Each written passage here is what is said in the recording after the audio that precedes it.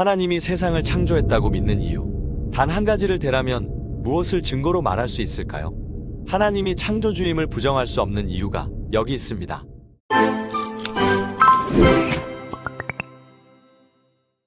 로봇이나 우주선을 만들 때 또는 아파트를 지을 때 설계도가 필요할까요? 두말하면 잔소리죠. 아주 정교한 설계도가 필요합니다. 설계도 없이 우주선이나 아파트가 만들어진다. 상상할 수 없는 일입니다. 설계도대로 만들면 로봇이 되고 우주선이 됩니다. 설계도가 있다는 말은 무엇을 알게 해줄까요? 설계도는 설계한 존재가 있다는 것을 알게 해줍니다. 설계도를 만들 만큼 뛰어난 존재가 있다는 것이죠. 설계는 목적에 따라 실제로 계획을 세우고 보여주는 것입니다. 설계 안에는 목적과 정보가 들어있죠. 목적이 달라지면 설계도가 달라집니다. 같은 항공기라 할지라도 목적이 달라지면 설계도가 달라집니다. 사람이나 화물을 실어 나르기 위한 목적과 싸움을 하기 위한 목적은 다릅니다. 여객기와 전투기가 같을 수 없으며 헬리콥터와 무인 항공기의 설계도가 같을 수 없습니다. 목적이 달라지면 설계도가 달라집니다. 목적이 있다는 것은 지성이 개입하고 있다는 것이죠. 이 말은 설계도는 지성이 개입해야 만들어진다는 말입니다. 우연히 여객기가 조립된다거나 저절로 여객기에서 전투기로 바뀔 수 없다는 것은 누구나 다 알고 있는 상식입니다. 설계도는 우연히 저절로 만들어지지 않는다는 이 당연한 말을 지금 하는 것입니다. 우주선과 같은 사물을 만들 때도 설계도가 있다는 것을 보았는데요. 그렇다면 생명체에도 설계도가 있을까요? 당연히 있습니다. 모든 생명체 안에 설계도가 있고 내 몸에도 나에 대한 설계도가 있습니다. 세포 속 핵 안에 사람을 만드는 설계도가 있습니다. DNA가 바로 우리 몸의 설계도입니다. 사람은 우주선과는 비교할 수 없을 정도로 정교하고 복잡하죠. 그래서 사람에게도 아주 섬세한 설계도가 있습니다.